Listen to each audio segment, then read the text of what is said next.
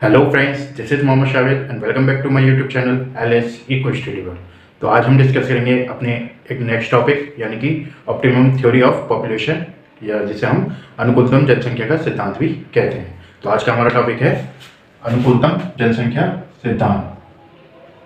अनुकूलतम जनसंख्या सिद्धांत, जिसे हम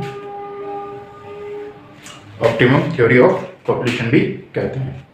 तो ये जो अनुकूलतम जनसंख्या का सिद्धांत है वो बहुत ही मशहूर अर्थशास्त्री हमारे एडविन कैरन, ठीक है, उन्होंने दिया था। और ये क्यों दिया था उन्होंने बताया था इस सिद्धांत में, यानी कि इस सिद्धांत में उन्होंने ये व्याख्या की थी कि जो कोई भी देश है उसकी जो जनसंख्या है और जो उस देश में उपलब्ध जो भी संसाधन है, यानी कि उत्पादन के जो भी संसाधन हैं उस देश में उपलब्ध, तो उनके कंपैरेटिवली एनालिसिस के लिए इस सिद्धांत का प्रतिपादन किया था। यानी कि उन जो उस देश के संसाधन है और जो उस देश की जनसंख्या है उसके तुलनात्मक जो विश्लेषण करने के लिए उन्होंने इस सिद्धांत का प्रतिपादन किया था। तो इस सिद्धांत में उन्होंने क्या बताया था कि किसी भी देश की अनुकूलतम जनसंख्या कब होती है या कौन से बिंदु पर होती है, तो जब किसी देश में जिस मात्रा में कोई भी उत्पादन के संसाधन उपलब्ध हैं, ठीक है, तो यदि उनका उपभोग करने के लिए उसी मात्रा में जनसंख्या उपलब्ध है, यानी कि जनसंख्या है उतनी ही मात्रा में, तो वह बिंदु क्या कहलाएगा, उसका अनुकूलतम जनसंख्या का बिंदु कहलाएगा। और यदि जितने उस देश में संसाधन है और उससे कम उस देश में जनसंख्या है, तो वह जो है स्थिति क्या कहलाती है उस देश की, वह कहलाती है न्यूनतम जनसंख्या वाली, ठीक है। यानी कि उस देश में जनसंख्या जो उत्पादन के साधन है वो अधिक मात्रा में है और उनका उपभोग करने वाली जो जनसंख्या है वह उससे कम मात्रा में है। तो ऐसी स्थिति कौन सी होती है, न्यूनतम जनसंख्या वाली स्थिति होती है, ठीक है। उसे हम कह सकते हैं अंडर पॉपुलेशन वाली कंट्री जो होती हैं वह इस स्थिति के अंतर्गत आती हैं।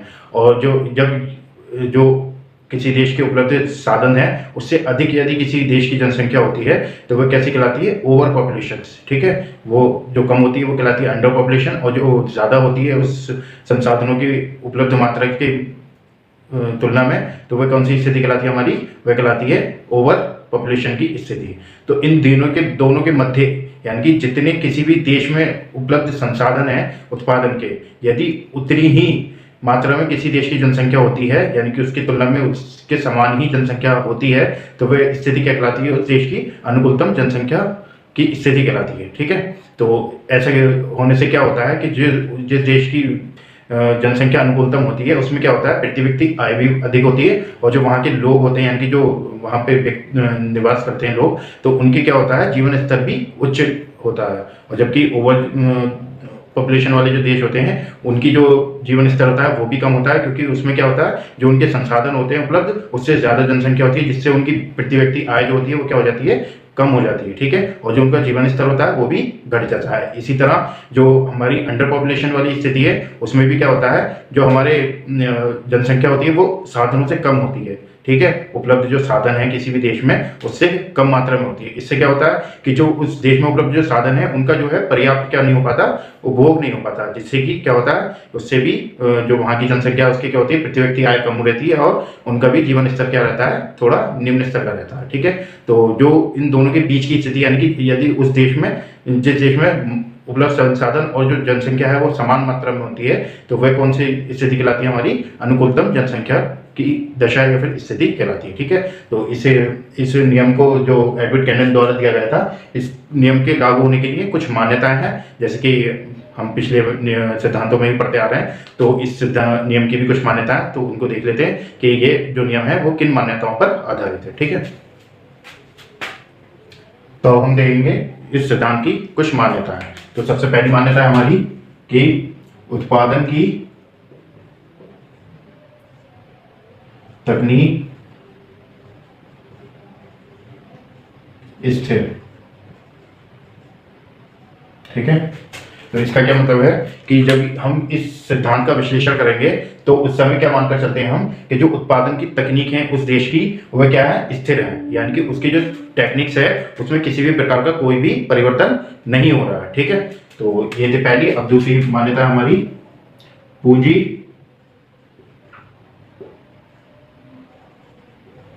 भंडार स्थित।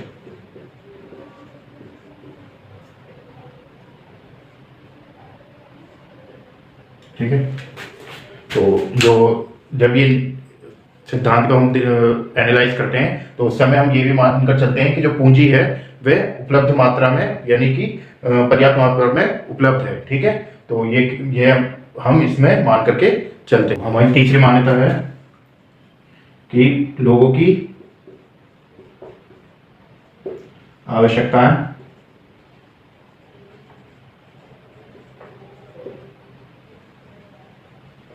स्थिर।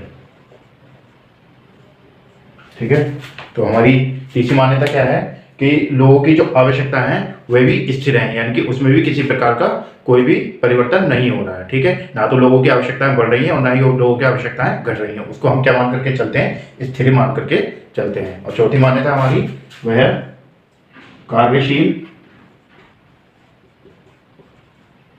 जनसंख्या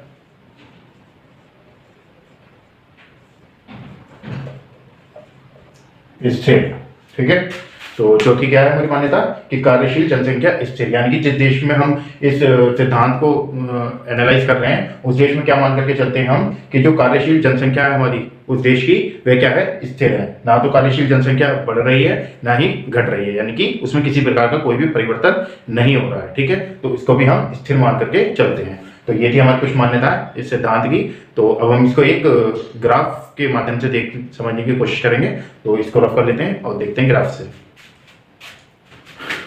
तो ये हैं कुछ हमारे चित्र यानी कि डायग्राम, जिससे हम जो हमारी किसी भी देश की जनसंख्या की स्थितियां हैं यानी कि ऑप्टिमम पॉपुलेशन, अंडर पॉपुलेशन और ओवर पॉपुलेशन, इसको समझेंगे। ठीक है, तो सबसे पहली हमारी ओवर पॉपुलेशन। ठीक है, तो ये जो हमारा आपको बैलेंस दिख रहा होगा यानी कि तराजू दिख रहा होगा, तो इसमें क्या है? ये पहला ये पढ़ रहा है कि हमारा क्या दिखा रहा है? पॉपुलेशन। और ये हमारा आर से मतलब रिसोर्सेज, यानी किसी देश में अगर जनसंख्या ज्यादा है यानी कि ठीक है इसका वेट ज्यादा है तो इसलिए ये नीचे है, और यानी कि उसके रिसोर्सेज कम है, तो ऐसी स्थिति हमारी क्या कहलाती है? ओवर पॉपुलेशन की स्थिति कहलाती है। यानी कि इस स्थिति में क्या होता है? उस देश की जो जनसंख्या है वह ज्यादा होती है और उस देश में जो उपलब्ध संसाधन है वह कम होते हैं। तो जिसके कारण क्या होता है? जो उस देश के लोग हैं यानी कि जो व्यक्ति हैं तो उनकी क्या होती है? प्रति व्यक्ति आय कम होती है और जो जीवन स्तर है वह भी कम होता है। ठीक है, यानी कि निम्न होता है। ऐसे ही एक इसकी अपोजिट है हमारी अंडर पॉपुलेशन। तो इसमें क्या होता है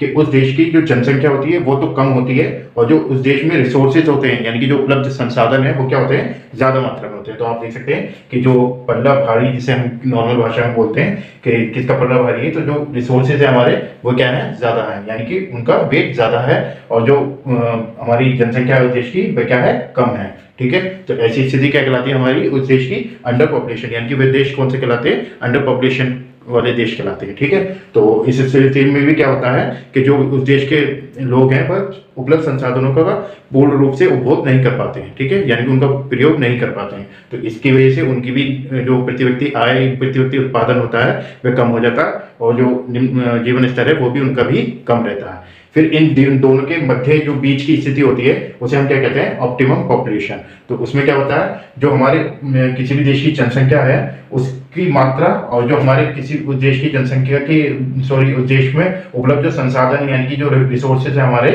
तो वह दोनों कैसे होते हैं? इक्वल मात्रा में होते हैं। ठीक है, यानी कि P इजिकल टू क्या होता है हमारा? आर, यानी कि P से हमारा हो गया पॉपुलेशन और आर से हो गया हमारा रिसोर्सेज। यानी कि जिस देश की किसी देश में जो जनसंख्या है और जो उपलब्ध संसाधन है वो समान मात्रा में होंगे तो उस देश के हम क्या स्थिति को क्या कहते हैं या वह देश क्या कहलाता है? ऑप्टिमम पॉपुलेशन का देश कहलाता है, यानी कि अनुकूलतम जनसंख्या का देश कहलाता है। यानी कि उस देश की जो जनसंख्या है वह अनुकूलतम होती है और उसमें क्या होता है कि अगर जो उस देश में उपलब्ध संसाधन है और उतनी ही मात्रा में जो जनसंख्या है तो उससे क्या होता है? जो उन संसाधनों का जो है वह क्या हो जाता है?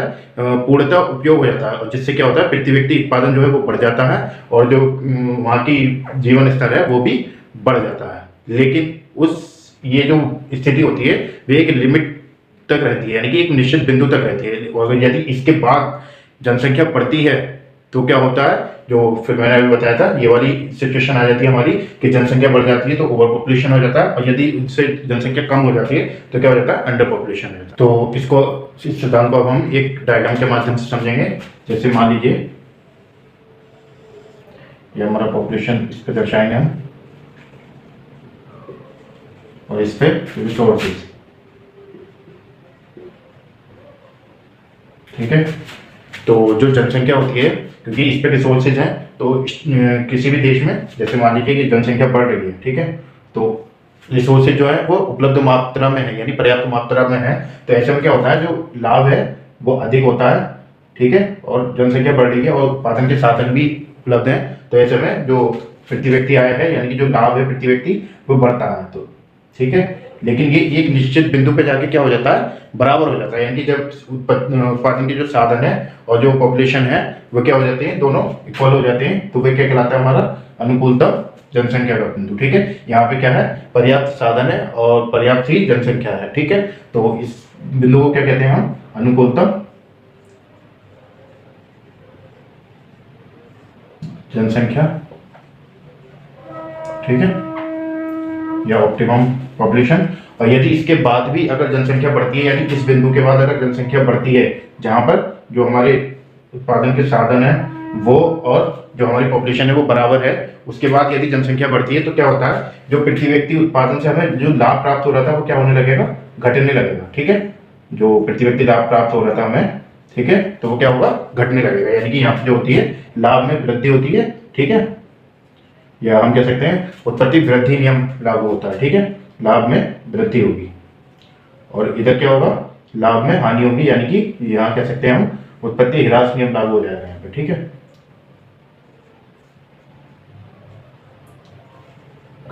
ठीक है, तो ये है हमारा ऑप्टिमम पॉपुलेशन का, यानी कि अनुकूलतम जनसंख्या का एक डायग्राम, यानी कि जब जो पॉपुलेशन है हमारी और रिसोर्सेज है पर्याप्त मात्रा में उपलब्ध होते हैं और जनसंख्या कम होती है, तो उस समय क्या होता है, जो लाभ है प्रति व्यक्ति वो बढ़ता है, और जब एक बिंदु ऐसा आता है जहाँ रिसोर्सेज और जो हमारी पॉपुलेशन है वो बराबर हो जाती है, तो वह बिंदु हमारा क्या कहलाता है, अनुकूलतम जनसंख्या का बिंदु कहलाता है। ठीक है, यदि उसके बाद भी अगर जनसंख्या बढ़ती है तो क्या होता है, जो लाभ से प्राप्त हो रहा था तो उसमें क्या होता है, जनसंख्या बढ़ जाती है और जो संसाधन है हमारे वो क्या हो जाते हैं, कम होने लगते हैं, तो उसमें क्या होता है, हमारे लाभ में कमी आने लगती है। ठीक है, तो इस तरह से जो हमारा बीच का जो बिंदु है, यानी जो हमारा अनुकूलतम बिंदु है वह क्या कहलाता है, हमारा अनुकूलतम जनसंख्या का बिंदु कहलाता है। ठीक है, यानी कि जहाँ पर रिसोर्सेज जो है पॉपुलेशन बिल्कुल समान हो जाए। ठीक है, तो इसके लिए डॉल्टन है हमारे अर्थशास्त्री, उन्होंने क्या दिया था, अनुकूलतम जनसंख्या को निकालने के लिए एक सूत्र दिया था, जिसे m इक्वल टू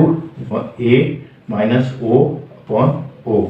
ठीक है, ये एग्जाम में पूछ लिया जाता है, तो इसलिए इसको समझ लेते हैं। m क्या है हमारा, ये असंतुलन की मात्रा को बताता है। ठीक है, यहाँ लिख देता हूँ, m जो है हम कह सकते हैं असंतुलन है या फिर संतुलन है, इसकी जांच के लिए जो है वो m को प्रदर्शित करता है। ठीक है, यहाँ हम लिख लेते हैं असंतुलन की मात्रा बताता है। ठीक है, और जो a है हमारा वह क्या बताएगा, एक्चुअल पॉपुलेशन, यानी कि वास्तविक जनसंख्या। ठीक है,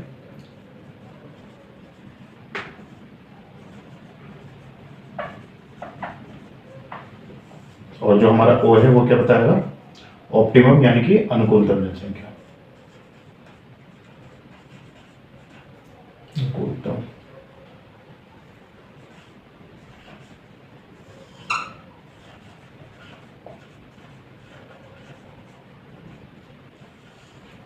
ठीक है, तो इसमें m हमारा असंतुलन की मात्रा को दर्शाएगा, ये हमारी एक्चुअल यानी कि वास्तविक जनसंख्या, वो हमारी अनुकूलतम जनसंख्या। तो डॉल्टन ने इसमें क्या बताया कि यदि m का मान जो है वह अगर ऋणात्मक आता है तो वो क्या कहलाएगा, हमारा जन अभाव की स्थिति कहलाएगी। यदि m जो है हमारा, चलिए ऐसे बता देते कि m जब ऋणात्मक आएगा तो वो कौन सी स्थिति होगी, हमारी जन अभाव की। और यदि m जो है हमारा पॉजिटिव आता है, यानी कि प्लस में आता है, तो कौन सा होता है हमारा, वो होती है हमारी जन आधिक्य की स्थिति। और यदि जब m बराबर शून्य आ जाता है, यानी कि m जो है शून्य के बराबर होता है, तो वह स्थिति हमारी क्या कहलाती है, अनुकूलतम जनसंख्या की स्थिति कहलाती है। ठीक है, तो ये था हमारा अनुकूलतम जनसंख्या का सिद्धांत। आई होप कि आपको समझ में आया होगा। वो हम अपनी अगली वीडियो में डिस्कस करेंगे जनसंख्या सिद्धांत के आखिरी टॉपिक, यानी कि जो हमारा जननांकीय संक्रमण का सिद्धांत है उसको डिस्कस करेंगे। ठीक है, तो आई होप कि आपको वीडियो अच्छी लगी हो। तो अगर आपको वीडियो अच्छी लगी हो तो वीडियो को लाइक करें, शेयर करें एंड कमेंट करें, और मिलते हैं अपनी नेक्स्ट वीडियो में। जब तक के लिए धन्यवाद।